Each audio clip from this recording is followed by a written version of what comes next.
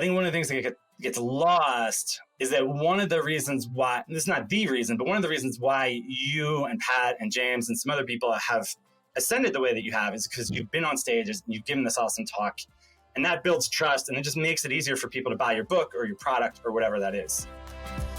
I'm Amy Porterfield, ex-corporate girl turned CEO of a multi-seven-figure business. But it wasn't all that long ago that I lacked the confidence, the budget, and the time to focus on growing my small but mighty business.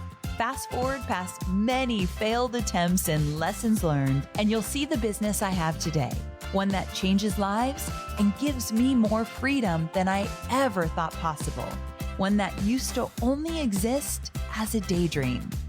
I created the Online Marketing Made Easy podcast to give you simple, actionable, step-by-step strategies to help you do the same. If you're an ambitious entrepreneur or one in the making who's looking to create a business that makes an impact and a life you love, you're in the right place, friend. Let's get started.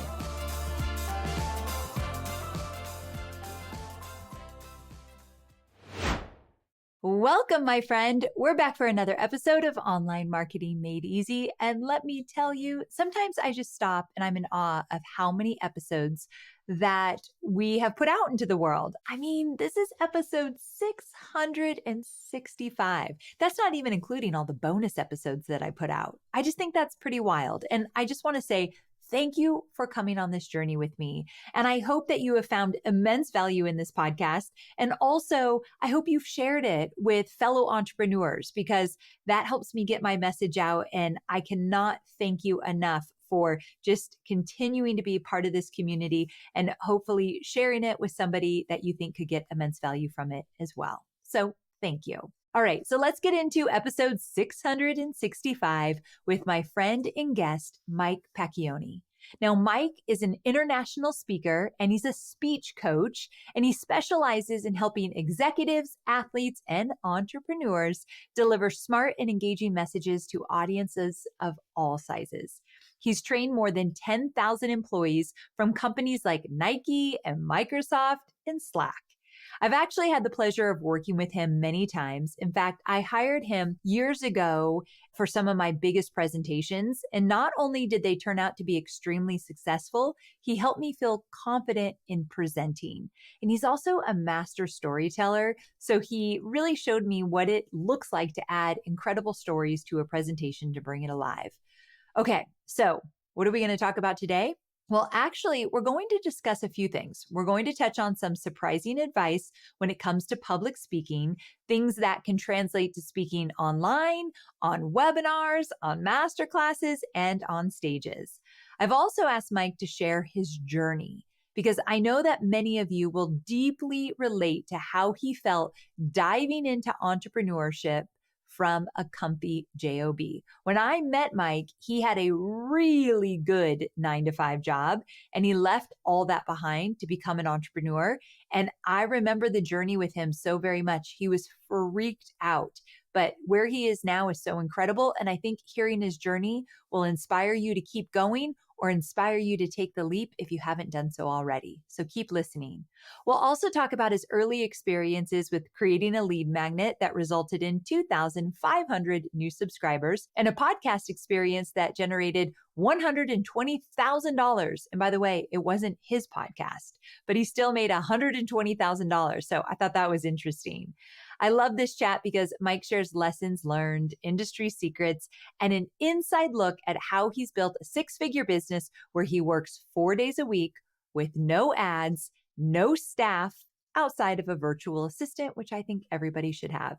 He's also going to share how to work with one-on-one clients, like many of you do, without getting burnt out. So as you can see, this is a juicy conversation. We have a lot to cover, so let's get to it.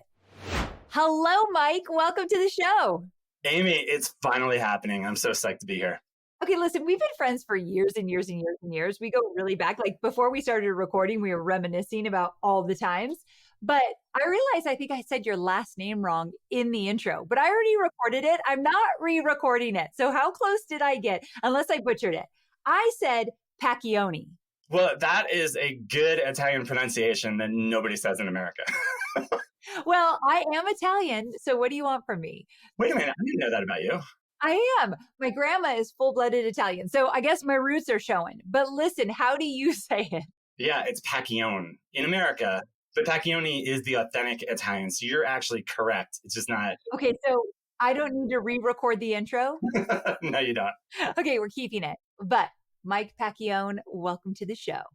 Thank you so much, Amy. It is so fun to be here. I've loved working with you. And whenever someone talks to me about working with me and they mention Amy, meaning you, like I know I'm going to get a good person. So, I love that. And I know that some people I know have worked with you, which is really cool. But people are like, what do you mean worked with him? So let's talk about this. So before we get into all the things, tell everybody what you do in business. What does your business look like?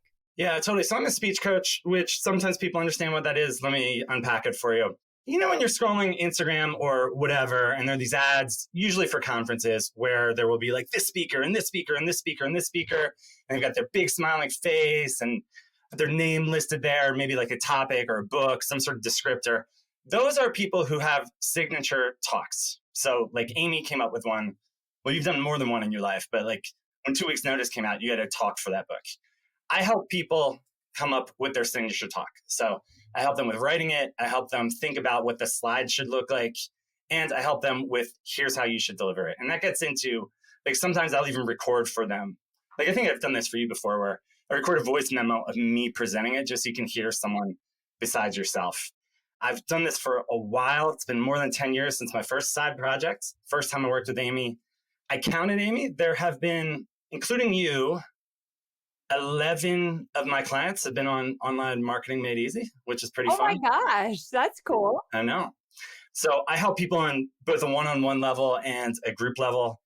Some other things that might be helpful for people to know. I'm a late bloomer, which I think is good to know. I have ADHD. And I think most importantly, like this weird job that I didn't even know was a thing until I was into my 30s has allowed me to stay home with my family, be there for my wife and for my 2 kids. We have a 10-week-old right now who I try to help out. I mean, as much as I can help out with a child who won't take a bottle, I help out with.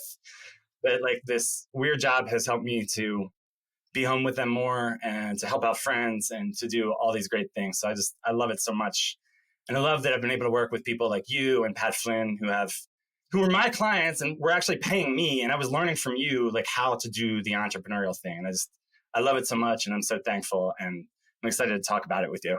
So we're going to talk about a lot today. In the intro, I mentioned like we were going to go over so much. And I want to go into you leaving your corporate job and starting your own business. But before I go there, I didn't say something in the intro that I've got to say. And it can be public knowledge because Michael Hyatt has said this publicly.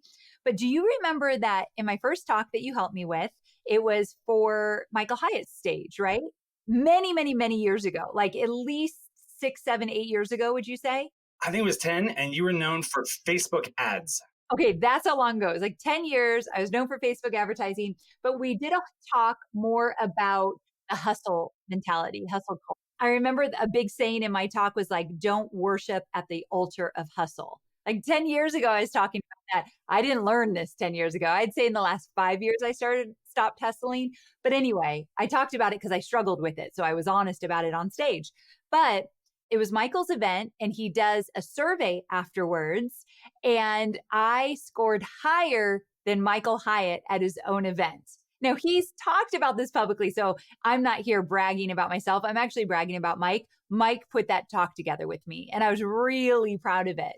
So if you want to know if he's any good, Michael Hyatt's one of the best speakers out there and graciously told me and publicly said that I scored higher. So I thought that was really cool. Oh my gosh, that's so cool. That's right. I had forgotten that. What I always remember about that talk is that there was a guy who came up to you at the very end and was basically crying and said that he worshiped at the altar of hustle and that your speech was motivating him to go a different direction. Totally cried. A grown man. I thought, holy cow. So that talk was epic. I should probably look for it and see if we can revive it. But anyway, Mike knows his stuff, really unique in terms of how he works with you. And so I'll tell you at the end, if you ever want to work with Mike, I'll tell you how to do that.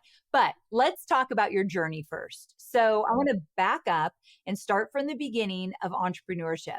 You know that I'm a big believer that people should be strategic about moving from a full-time job to entrepreneurship, in that they should have a little bit of a plan and not dive headfirst without setting themselves up for success. So I want you to talk about your transition. Did you have a side gig first? Did you deal with imposter syndrome when you went out on your own? How did you know in your heart it was time to take that plunge from a full-time gig where you got to talk about what you were doing? It's like me working with Tony Robbins. It was a really cool job you had. And then you thinking, I'm going to go out and do my own thing. And then like, how did you get the courage to leave your job? And then I know I'm handing you a lot right now. Also, you got to talk about the email that you sent me when you took the plunge. Oh my gosh. I think about that email all the time. Okay. So I feel like a lot of entrepreneur origin stories are, I had this job that I hated and I hate going in and blah, blah, blah. I loved my corporate job. You did. I don't think I'll have another corporate job, but if I did, it would be hard to match this. So I was working for a company called Duarte in Silicon Valley. Nancy Duarte is the CEO there. She is a wonderful human being. The short version is I flew all over the world for about 8 years, going to different companies, mostly Fortune 500, some Fortune 100, some Fortune 10, teaching them how to do presentations. And that was the writing of it, that was delivering. And, in hindsight, I probably should have left earlier, but it was fun. It was, especially once I had it down, it was like, I got paid to fly to Chicago for 2 days and stay in some hotel I would never stay in by myself and meet up with an old friend. Like it was awesome. But there did reach a point where two things happened. Number one, the biggest impetus is we were having a child. So I know there are people who keep getting on planes, but I just didn't want to do that. And the second thing is I did want to know what I was actually capable of. For the last few years there, I was still doing very good work, but it was like I was able to lead this workshop while I was also thinking about what I should put on my grocery list, right? Like it was that dialed in, which is, good and bad. But you can't do like your very best when there's not a little bit of fear. And there was no fear left with that. So one of the things that was just kind of like God smiling on me was when I first got that job. To get that job, I had basically an audition. So think about it. I'm going to be leading these trainings. They need to know that I'm good. Well, I needed that job. So I put together, I basically invited a bunch of friends. I rented a room. I was living in Portland at the time, rented a room at Lewis and Clark University. And I practiced the workshop so that when I got in front of the Duarte people, it'd be awesome. Well, I impressed one of those friends so much that he just started plugging me in with other people. So my friend Chase connected me to a corporate bar right away. I had no idea what to do. I had no idea what to charge him. I helped him. I was too chicken to charge him anything, but we've all done that. But his talk was awesome. He had the talk at the conference. So he paid $0 to have the best speech at Blog World, whatever year that was. And when you're just starting out, even like a side hustle, you do a lot for free. That's normal. Yeah.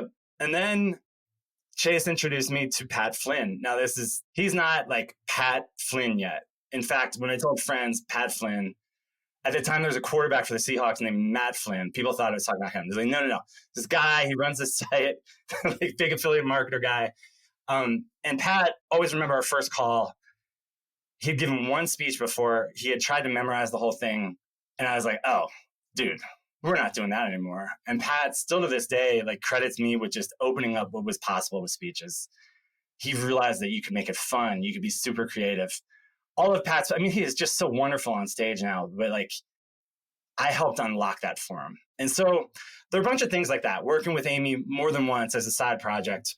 So when I look back at it now, I wouldn't have phrased it this way at the time, but it's like one of the things, Amy, that you always talk about is bet on yourself.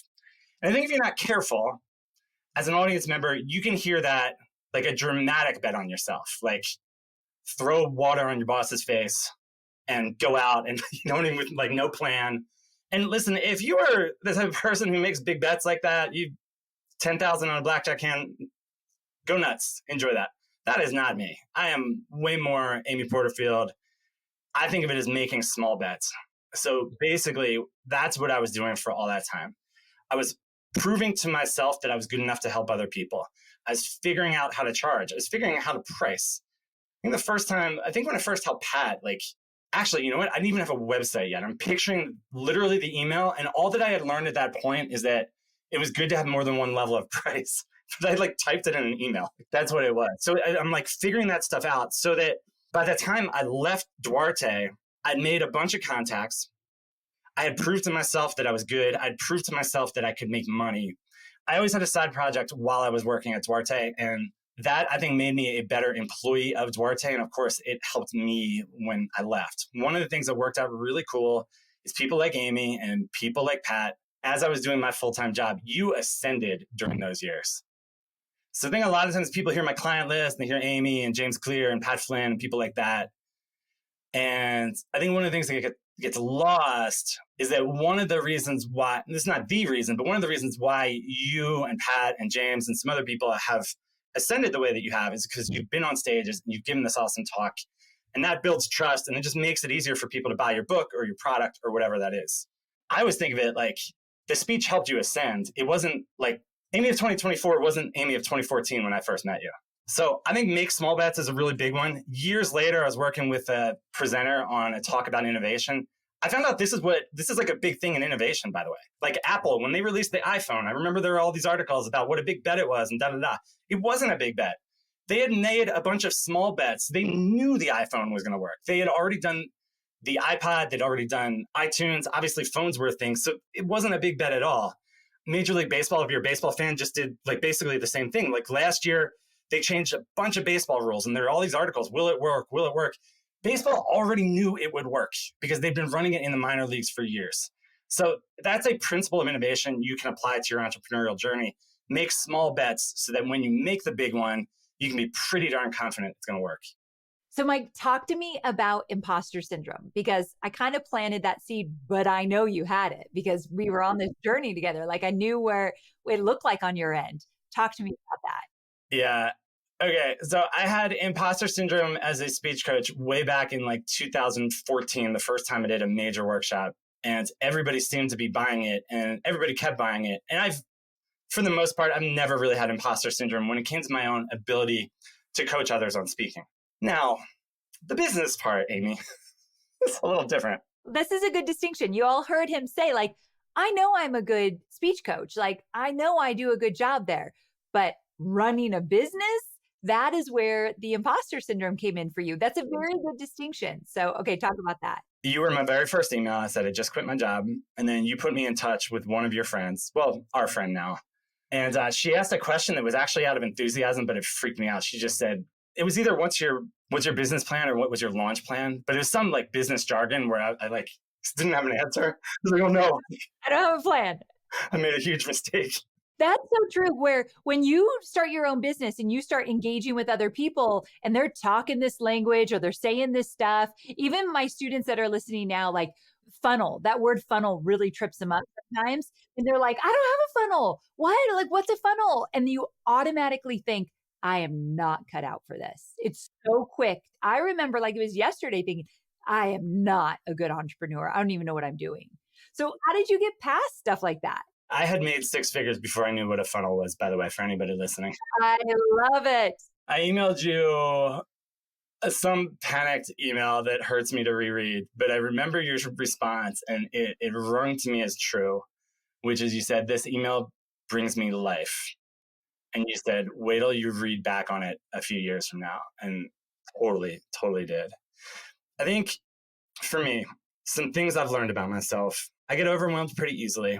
I get overwhelmed by jargon in particular.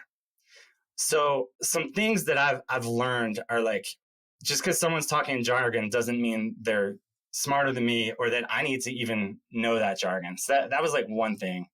Another thing is that it was just smarter for me to not try to figure out funnels and all this stuff when on a fundamental level, all that my business needed to be was getting introduced to someone who wanted to pay for a speech. That's all it needed to be.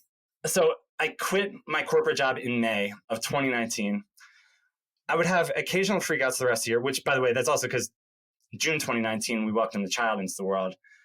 But I remember looking at my numbers at the end of 2019. When I say looking at my numbers, y'all, I mean an Excel spreadsheet that had two columns, person's name and how much they paid me. Like that was looking at my numbers. And I made $84,000 in the second half of 2019. And I was like, well, that's pretty good. The second half of the year, when I had a new child into the world and I didn't know what I was doing. That's pretty good. I've made a lot more money since then. And I think what I would say about imposter syndrome is this. Let me give you a little story. So I grew up outside of Philadelphia. Did you watch The Office? Yeah. You know, like the Ben Franklin episode? Oh, I don't know. Like the Ben Franklin impersonators? No. Okay, well, listen, this is a real thing in Philadelphia. So Philadelphia, obviously a very historical city. There are these people. There are official Ben Franklin, George Washington. Okay, my friend's mom was dating the guy who played Ben Franklin. So I would go over to his house after school in high school, and just Ben Franklin would be walking around there. And Amy, he was always in character. Like, we're talking, it's like 5 p.m. He's still got bifocals on. He introduced himself to me. Now, the guy's name is Ralph. He's like, I'm Ben. I was like, whoa, what a weird coincidence. And my friend, and Nate's like, he like leaves the room, and Nate's like, his name's Ralph. Nate wasn't a fan. I've thought about this a lot of times since then. There was an Office episode with all these Ben Franklin impersonators, but this was the guy. He had a baseball card. He was, the mayor would have him for events and all these things. And for a long time I was like, I processed that as like, oh, this guy's a big loser. Like, it's not even his life. And then there was a time where I was like, well, that's kind of cool. He was that committed to it. And here's where I've landed on it. Like, I was talking to Jen Olmstead about this recently. That guy, like, actually is an imposter. Like, he literally is not Ben Franklin. Ben Franklin is dead. That is provable. Everybody knows that. And yet, he seemed to have more faith in his own imposterhood than a lot of us do in our entrepreneurial journey. So, amen. Preach. Yeah. Ever since I thought that way, I was like, I am not allowing fake Ben Franklin to have more belief than I have in myself. And most days that's true. That is so good. I want you all just to really take in what Mike just said there, because Ben, what was his real name? Ralph? Ralph really, he knew what he was doing there. He just gave us a really great lesson. So you are right. If Ralph can be Ben, we could run our businesses. If Ralph can be Ben, I can figure out a funnel. Yeah. So yes, imposter syndrome came in. You wrote me an email, like literally like, I can't do this. This is a disaster. And I knew you'd look back and be like, oh no, I got this. I got this. So you mentioned that you work one-on-one with clients. That's the main way you make money, right? Yeah, that in group. Yeah. Yep. And so on this podcast, a lot of the times I talk about creating digital courses. And one of the things I say with courses is if you want to move away from working one-on-one, you can then create courses and you're not trading time for dollars. And a lot of the times that time for dollars is like in a negative way. You don't want to trade time for dollars. You want to create a course. However, one-on-one works. And if you love it, I'm going to celebrate it all day long. And you, my friend, have made a beautiful living where your wife, who is a nurse, is not working right now. And you're supporting a family of 4 with one-on-one revenue coming in, and you're crushing it. So number one, I never, ever will say it's a bad thing to do one-on-one work. And number 2, if you love it and can figure out how to make it work for you, do it all day long. So courses aren't for everybody, and one-on-one works if you like it and you want to do it. But you got to be careful with it because you can get burned out. There's one of you, many of them, and they all want your attention. So how do you manage this one-on-one work so that it's lucrative for you, but you don't fully get burned out with all these people needing you and bringing on people and all of that? Yeah, totally. So first of all, this is the year of a course, FYI. But you did not tell me that. Keep me updated. Well, I have a buyer, so that's like, okay. Okay, let's go. This guy went to buy for his conferences, so yeah, here we go. So true. I love that. There's something that you once said that's etched in my brain, which was that you had quit your job with one boss and wound up with 8 bosses. And I've been very careful about that my whole entrepreneurial career, that I'm only taking jobs that I want to talk to the person. So there was a guy that I met last week. I don't know what possessed me to ask this, but this is like, a discovery call where usually you're asking about like goals and all this stuff. And for some reason, I was just like, are you a dick? He goes, I don't think so, but I've been running my own company for a while now, so there might be some things in there. I just don't want to work with someone who's not going to be fun and rewarding to work with. So like that's that's a thing that's been etched in my brain. But to answer your question more directly, I think there are a few things that have really helped me working with people one-on-one. Number one, and maybe other people be better at this, but charging hourly is a total nightmare from my perspective.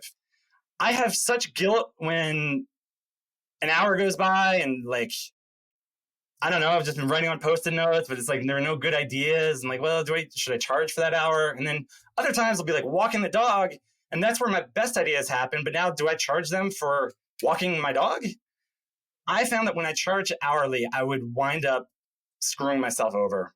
I would undercharge out of guilt, and that's not going to get me anywhere. So what I found is way, way, way more successful to do is to charge by the project and specifically by the outcome. Because what I don't want is for people to start calculating the hourly. The moment they start calculating the hourly, it's, I don't know, I could do that, blah, blah, blah, blah. So what I want to do, and I'm not always great at this, but I'm getting better at it, is when we're talking, I'm like, what is the outcome we're searching for here? Do you want to sell more books? Do you want to sell a course from stage? Do you just want to feel awesome leaving the stage? And then if I can equate that to the amount of money that I'm charging them, that goes over so much better. And the reason why that's a big win for me is because, candidly, I don't have 8 good hours of work in me every day. So I just do better when it's like I'm able to do 2 or 3 focused hours of work, working on someone's speech, and then like some of the email and other stuff on the side. But I have found that charging by the project, not doing hourly, and then equating that charge to the outcome has helped me so much. Oh, that is so smart. I love that. And those of you listening that you're like, I don't know if not charging hourly would work, really get creative there, because I think you're right that it takes a lot of stress off you, and those that you are serving aren't being like, 10 hours for that much money? You just don't want them going there at all. I love those tips as well. And also, I was thinking when you were talking, you've built your revenue to multiple 6 figures with no advertising, no staff outside of a virtual assistant, and working a 4-day work week. And right now, with a brand new baby, you might even be working less than 8 hours a day, it sounds like. So what do you feel allowed you to grow your business so lucratively, where you do have ultimate freedom? I really do believe you work great hours and you kind of call the shots on when you work. Like, how did you do that? And how did you avoid working yourself into the ground? Also, as we know, as an entrepreneur, a lot of us tend to work more hours than we did in our 9-to-5 job. So how did you figure that out? Yeah. So a couple of things there. This is going to sound ridiculous, but watching Jerry Maguire had like a profound effect on me when I was 18. It's like, I don't want to be that guy. Why? Why did it have that kind of impact on you? Because family matters and it's so obvious. And then years later, there's that nurse who shared all the regrets of the dying. So I look at it like, well, we've got the answers right here. So why do I want to go down the trap of working too much? Not to be clear, like there are times where I have to really chase it. But so I go backwards from there. And that, I think I am tempted to work more, but I always come back to those things. It's like, what are you doing? Like, how would this hour better be spent? So I always go back to that. I think my success has boiled down to a couple of things. Number one, I'm good at what I do. So I feel like that doesn't get talked about enough. Like a lot of times we just go straight to strategy, but like the actual first part is being good. So I'm good at what I do. I know that. I have the credentials that say that. I have worked with people who would point to me being good at what they do, yourself being one of them. And I think like I've just made it, this is going to sound really basic, but I've made it really easy for people to like me and refer people to me. So there are some little things in there I do. Like as an example, in my group coach, there's a welcome package. I send them like a book and I send them some nice Oregon coffee and things like that. And I will like send surprise gifts to people, food, coffee, things like that, that makes them like me. But the biggest thing is that I do good work and I think it's easy for people to refer. Also, I can't believe I haven't said this yet. Myself speaking from stages. I don't love being the center of attention, which I know maybe sounds kind of strange for someone who actually like love speaking on stages. I just don't love the part after that. So I only speak on stages 2 or 3 times a year, but the trust that you build speaking from a stage, it has enabled me to fill group coaches without sending out a single email or having a single webinar or running a single ad. When people see me on a stage, it seems like, whoa, that guy knows what he's talking about. I want to learn from him. it's helped me fill 2 group coaches in a row. And I feel really, really blessed with that. But strategically, it's also like, it makes sense. People trust you when they see you on a stage. You've been able to grow this business to multiple 6 figures because one of the reasons is you get on stage and that builds trust with people that want to work with you. You're like good at your craft and you do your craft. They see that. And I totally agree. I saw you speak recently and I'm like, dang, he's just good. He's so good. I said in the intro, one of my favorite things about how you get on stage and what you do is your storytelling. You're just like really good at weaving in those stories and drawing people in. And so that's a great calling card for sure. That's a great calling card. Now, I want to take a sharp turn. I'm going to go in a really weird direction right now, but it's something I wanted to make sure I told everyone in the intro. We're going to kind of go everywhere with this one.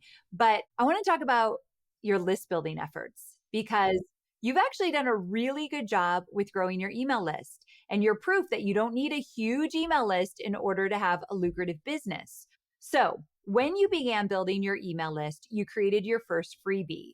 And I want you to talk about that process. Like, how did you perfect it? How much did you spend on it to get it created? How did you promote it? I gave away in the intro that I think you had like 2,500 people sign up for this lead magnet. Is that right? Yeah. Okay. So talk about what was the lead magnet? How did it come about? Did it bring you money? Talk about that. I felt really thankful that I had worked with you and Pat, because you both really like made obvious to me the value of the lead magnet, the value of the freebie. Yeah. So I was on this podcast in 2019. It's still a popular podcast, but at the time it was like blazing hot. So it's Ian Cron's podcast called Typology. It's all about the Enneagram. 2019 Enneagram is like 2016 Black Panther, right? Like everybody, like that's all anybody's talking about. I felt like in my worlds anyway. And he wanted me to come on and talk about the Enneagram as it related to public speaking, which I love things like that. And I thought to myself, well, I've worked with Amy Porterfield. I know I should have a freebie. I'd been on a big podcast before when I worked at Duarte, and I had no call to action whatsoever. So the net gain from being on this huge podcast was like 12 people following me on Twitter or something like that, right? So I was like, no, I'm going for it. And part of it was I just really wanted to create this freebie, but I created this freebie, the Enneagram and public speaking. Each number of the Enneagram had its own set of tips. And so 1 had a set of tips, 2, et cetera, et cetera. I wrote this whole thing out, and then I wanted to run it by people who were of that personality type. So someone was a 1, I forget who it was, but like one of my friends who was a 1, I sent the email to, I was like, hey, does this feel familiar and correct to you? And she said, yes. I got a bunch of feedback from other people that, among other things, enabled me to cut the size of that PDF in half. What I had done is each number got like a story and a bunch of bullet points. Almost everybody was like, dude, we don't need this story. So it just became bullet points. What was cool about that is my welcome sequence for that. Like basically everything I deleted became my welcome sequence. But I created that. I got an actual designer to help me out. I think a lot of times we're just like, okay, well, I can do this myself, go on Canva. One of my friends was a graphic designer. He owed me a favor, so I had him do it. I probably spent 20 hours writing that PDF and getting feedback, refining it. It's like really, really good. And then on that podcast, I discussed it as if it was really, really good. And I think that gets left out a lot. I think a lot of times podcast, stage, wherever we are, we're just like, yeah, I got this freebie, you can download it if you want. And I just knew it was a great freebie. I got feedback from everybody. I knew that it would hit. And then I had no idea 2,500 people. Remember the morning the podcast dropped, seeing in my Gmail just like the list of people who had signed up. And when I got to 10, I was like, yes, like someone, you know? And then it kept going. Like for 2 weeks, I was like, oh my gosh. So I knew from working with you that 2,500 was not going to happen frequently, but that was a pretty big deal. This has been 4.5 years. More than half of those people are still subscribers. Ah, so great. Frankly, I read a good email. Yeah. I love that. Okay, so you created this really great lead magnet that it made perfect sense for Ian's podcast because it was about Enneagram speakers. What exactly was it again? Say it again. Yeah, so it's the Enneagram and public speaking. So each different type got its own set of tips for how to be a great speaker. Like if you're an Enneagram 2, how to be a great speaker. Got it. Okay. So it made perfect sense for that podcast. You talked it up. You didn't just say, hey, by the way, I've got this great freebie that you can get at the end. Here's where to go. But you really talked it up. Now that lead magnet and that podcast episode led to money. Am I right? Yeah. Okay. Talk about that, because I also gave this away in the intro and said you made $120,000. Yeah, it's something like that. I was trying to calculate it recently, and yeah, it's in that neighborhood, probably a little north of it now. Now, to be clear, that wasn't like the next day, but from people downloading it over time and seeing that freebie, that led to people referring other people, that led to people wanting to work with me. Like, frankly, I should have been more prepared. It's etched in my brain. One of my regrets, there was a really, really big company. Someone had downloaded it and she called me and she said, hey, we'd love to bring you in. What would it cost for you to give a keynote speech? And I'm just like totally unprepared. I don't remember what number I said, but whatever it was, I did not say it with conviction and confidence, and I never heard from her again. But yeah, between workshops and one-on-one work and referrals, yeah, like 120, 130. I love it. So not only was it a lead magnet that got you 2,500 leads over time, it also brought in over $100,000 of clients. And it's a lead magnet that you didn't just have to use on Ian's podcast, you could use in different ways. So could I link to it in the show notes? Do you have like an option for it? Okay, cool. I'll link to it in the show notes. But okay, wait, I'm not done with you now, because now that we're talking about speaking, so this lead magnet kind of leads me to my next question. And that is that I can't have a speech coach on my show. I know we talked about a whole bunch of things, which is rare. We tend to not do that on this show, but you were an exception. But can you give me 2 to 3 pieces of your best advice for people that want to speak on stage? I know a lot of my listeners right now would love to get paid to speak on stage eventually, but they'd probably be doing it for free right now just to get the invite and the experience. So what might you tell them? Maybe something that they might not expect or might surprise them, or maybe not. They just need a good reminder. Yeah, totally. Let me give you a few things that are not like the first things you would read on ChatGPT or something, right? So from a delivery standpoint, everybody thinks that they talk too fast. Amy, I know you think you talk too fast. It's almost impossible to speak too fast. I mean, if you think about it, people listen to podcasts at 2x. So are they just really gifted listeners? No, or maybe, I don't know. When someone has told you that you speak too fast, what they actually mean is that you need to give them a break. So I always actually tell people, speak fast. If you look at the top 10 TED Talks, they are all speaking pretty fast, but they all also give breaks. So one of the things that you can do there to help yourself is when you write your notes, instead of writing them in paragraph form, write them more like song lyrics. And that should help you to just naturally take a pause. So that's one thing. I think when you are putting the speech together, like the writing part of it, one of the things that you can do in the prep that will help you quite a bit is come up with a preliminary outline and just say to yourself, how do I want to allocate this time? Most of the time when I work with people, the questions they're asking is like, is this part good? And that's not the right question. The whole speech should be good. You should have 2 or 3 speeches worth of stuff that got cut. The real question is just like, what makes for the best 30 or 45-minute talk? And one of the ways you can figure that out is to say section 1, section 2, section 3, how much time do I want to spend here, here, here, here, here? A lot of times people want to start with a story, which is a great instinct. Sometimes that story is 5 minutes, like could be fine, but that means that you're going to cut a bunch of material. So maybe there's a quicker way of getting there, even though you're no longer starting with the story. So figure out your time allocation. And then I did talk about stories. I think this is another thing where everybody's like, tell stories, man, tell stories, tell stories. And that's good advice. But actually it should be perfect your stories, which means like rehearse them. I think what a lot of us do is we just kind of write down on a piece of paper and then I'll tell the story about Amy or something like that. And if you do that, you'll wind up with a story that's fine, maybe even good. It'll be longer than it should be. You will probably include details that don't really matter. So perfect the stories, run through them several times, figuring out how you can chop and chop and chop. I'll reference number 1 TED Talk of all time, Sir Ken Robinson. There are 2 stories in there that I have seen used at multiple conferences by multiple companies. Those stories combined, they're told back to back, those stories combined under a minute. If you can fine tune it, like that's a great place to get to. And then the last thing with slides, if this is like a really good opportunity, it's worth the money to hire a designer. I think a lot of people are just like, yeah, I can do my own slides. The value of great design is through the roof.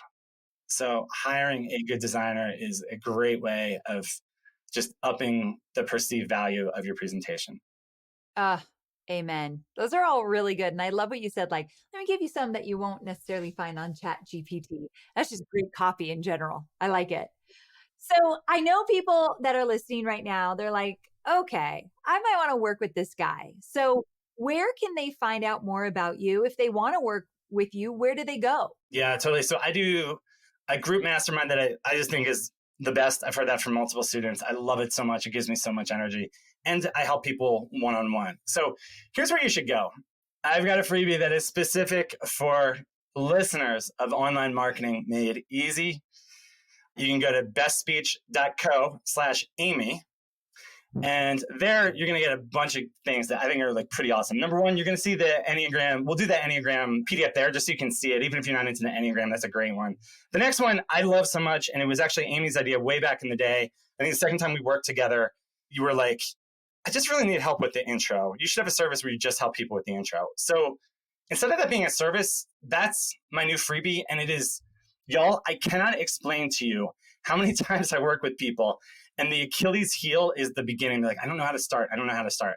So in that freebie, I'm going to give you my specific strategies when I work with people one-on-one and examples of what each strategy looks like. And because we all love Amy Porterfield, I'm going to go through the old files and one of the introductions that Amy and I put together back in the day. I forget which conference this was for. I'm going to show you that whole thing, and I'm going to dissect for you why we wrote it the way we did, why we said this line, why we did it this way, stuff that got edited out. So all of that, bestspeech.co/Amy. Perfect. And we'll link to it in the show notes as well. Mike, it was so great having you on the show. This is long overdue. Thank you so much for sharing your entrepreneurial journey and your tips for speaking on stage. I really appreciate it. And I'm really thankful for our friendship. Amy, right back at you. Thank you for helping make my career. Oh, stop. All right, my friend. I will talk to you soon. And thanks again. Thank you. So there you have it. I hope you found this episode valuable. I just really love Mike. And if you're thinking about working with him, I highly recommend you check him out. When Mike and I started discussing him coming on the podcast, I just knew we had to share his story, not just about tips to speak on stage, but I wanted you to hear from one entrepreneur to another about what it looks like behind the scenes and how scary it can be to go out on your own. And I love the idea that he had some people he worked with before he left. I forgot that I was part of his side hustle, that he was working with me while he was still in his 9-to-5 job. And I think that makes the story even so much sweeter. So I think my favorite part is when he shared about the lead magnet on the podcast that led to work. I think the next time you create a lead magnet that, let's say you got invited on someone's show and you get to talk about your lead magnet, the next time that happens, I want you to think, how could this lead to more sales? Like, what can I do that this lead magnet will then lead to people working with me, especially if you work one-on-one. And I think the fact that they got his lead magnet, they liked this guy, this was great, valuable content. They wanted to learn more and they wanted to work with him. So sometimes it's just as easy as having a really good lead magnet that people think is so valuable and they want to go to the next step with you. If you are a List Builder Society member of mine, then you know that I teach you to create lead magnets that are so good, people think, oh my gosh, this is so good, I'd pay for this. And also think, this is so good, I wonder what else she's got. This is so good, I wonder what else he's got. And that's what make them start to explore what else you've got out there. So thank you so much for tuning in with me. And again, I hope you found such great value. You can always send me a DM on Instagram. I'm just at Amy Porterfield on Instagram, and tell me what you thought about this episode. I'd love to hear from you. All right, my sweet friend, I'll see you next week. Same time, same place. Bye for now.